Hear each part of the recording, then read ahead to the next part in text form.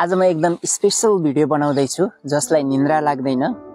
राति अबेरसम्म पनि बेडमा उल्टो पल्टो फेर्दाखेरि पनि निन्द्रा नलाग्ने अवस्था हुन सक्छ। त्यस्तो मानिसहरूको लागि भिडियो बनाउन गइरहेको छु।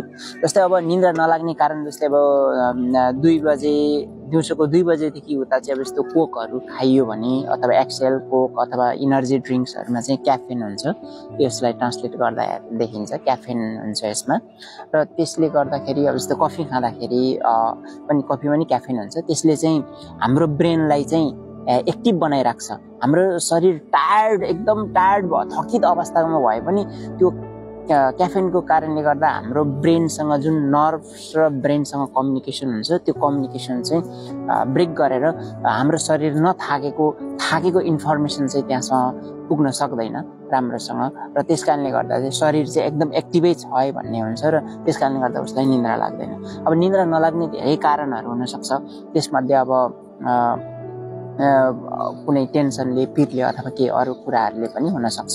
र यदि कसैलाई चाहिँ निन्द्रा नलागेको अवस्थामा हामीले के गर्न सक्छौँ त, जस्तै सबभन्दा पहिला चाहिँ हामीले बेडमै बसेर जस्तै अब उल्टो पल्टो फेर्दाखेरि बेडमै बसेर हामीले एक किसिमले चाहिँ हामीले श्वास प्रश्वासको काम गर्न सक्छौँ। जस्तै अब निन्द्रा लागेको अवस्था नलागेको अवस्थामा के गर्ने भने आँखा चिम्लिने, आँखा त बन्द नै हुन्छ हाम्रो त्यो बेलामा।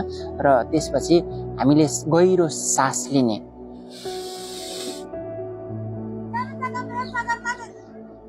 5 सेकेन्ड होल्ड गर्ने अथवा त्योभन्दा बढी होल्ड गर्ने पनि सक्नुहुन्छ। 5 सेकेन्ड मिनिमम होल्ड गर्ने र त्यसपछि छोड्ने।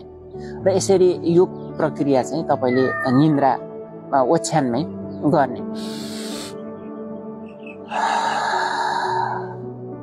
हैन, यसरी सास लिने, रोक्ने र त्यसपछि सास छोड्ने।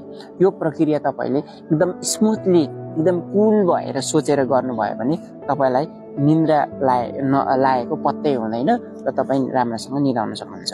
अब यो कारणले गर्दा पनि तपाईँलाई निन्द्रा लागेन, जस्तै अब तपाईँको दिमाग ब्रेन एकदम एक्टिभ छ भने त गाह्रो हुन्छ हैन। त्यसको लागि अर्को उपाय भनेको चाहिँ के भने आँखा बन्द गरेकै अवस्थामा हामीले काउन्ट गर्न सक्छौँ, नम्बर काउन्ट गर्न सक्छौँ।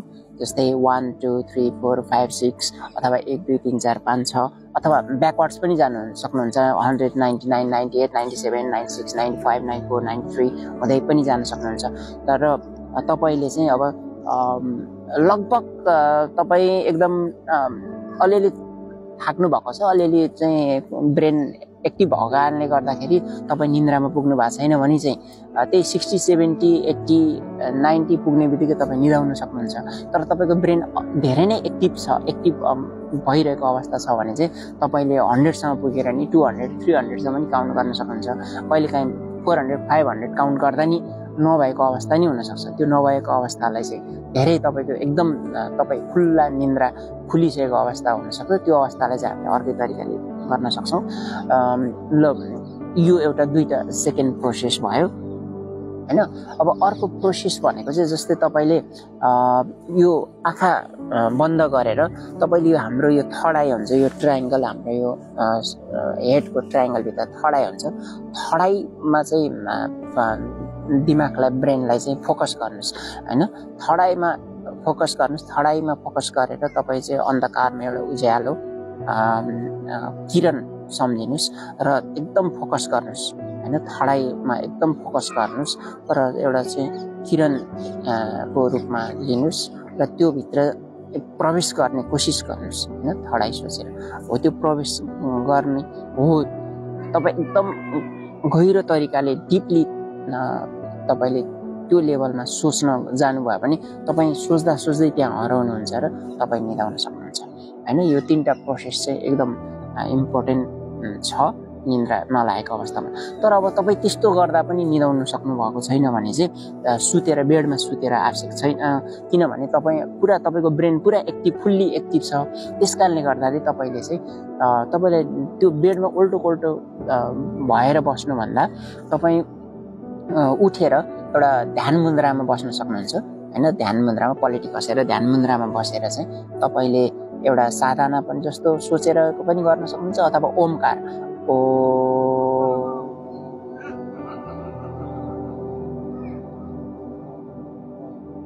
हैन। एउटा युनिभर्सबाट चाहिँ एउटा सेतो किरण चाहिँ तपाईँको शरीरमा आइरहेको र तपाईँले ऊर्जाहरू लिइरहेको र त्यो तपाईँले बोलेको ऊर्जाले चाहिँ ब्रह्माण्डसँग कनेक्सन गरेको सोच्नुभयो भने तपाईँलाई धेरै रिलिफ हुन्छ। तपाईँ नसुते पनि सुतेको जस्तो फिल हुन्छ। साधना मेडिटेसनले चाहिँ तपाईँ यदि सुत्नु भएको छैन, तपाईँ मेडिटेसनमै बस्नु भएको छ भने तपाईँ सुत्नु र मेडिटेसनमा बस्नुमा केही फरकै लाग्दैन। भनेको मतलब तपाईँ केही 1-2 घन्टा त तपाईँ मेडिटेसन गर्न सक्नुहुन्छ, त्यसपछि तपाईँलाई आफै निन्द्रा लाग्छ हैन। तपाईँले चाहिँ ब्रह्माण्डसँग कनेक्सन गरेर तपाईँको शरीरलाई चाहिँ रिलिफ दिन सक्नुहुन्छ। तपाईँको शरीरलाई चाहिँ ओमकारको ध्वनिले ब्रह्माण्डसँग कनेक्ट गर्दाखेरि चाहिँ तपाईँ आफै रिल्याक्स फिल गर्नुहुन्छ र तपाईँको शरीरलाई चाहिँ आराम दिने अवस्था हुन्छ हैन। यसरी चाहिँ हामीले निन्द्रा नलागेको अवस्थामा निन्द्रा लिन सक्छौँ, सुत्न सक्छौँ। तर अब सधैँ तपाईँको प्रब्लम भइरहन्छ, अब कहिलेकाहीँ ननिदाउँदाखेरिको कुरा हो, सधैँ प्रब्लम भइरहन्छ र अन्य कुराहरू रोगहरू पनि छ भने चाहिँ हामीले डक्टरको सल्लाह अनुसार मेडिसिन लिन सक्छौँ हैन। होइन भने साधारणतया यदि तपाईँलाई निन्द्रा नलागेको अवस्थामा यी 3 तरिका हैन, काउन्ट गर्ने तरिका, एकदम ध्यान केन्द्रित भएर थर्ड आईमा फोकस गर्ने तरिका हैन, र तपाईँले श्वास प्रश्वास लिने तरिका, त्यो 3टा तरिकाबाट चाहिँ तपाईँ सुत्न सक्नुहुन्छ। यदि त्यो अवस्थामा पनि सुत्न सक्नु भएन भने चाहिँ तपाईँले ध्यान गरेर बस्नुभयो भने पनि तपाईँको शरीरलाई रिल्याक्स फिल हुन्छ र त्यो रिल्याक्स फिल हुनु भनेकै तपाईँको शरीरले रेस्ट पाउनु हो र तपाईँ भोलि बिहान केही घन्टा साधना गरिसकेपछि सुत्दाखेरि बिउजिँदाखेरि तपाईँलाई त्यस्तो अप्ठ्यारो महसुस हुँदैन, निन्द्रा नपुगेको जस्तो महसुस हुँदैन। हस्त, धन्यवाद।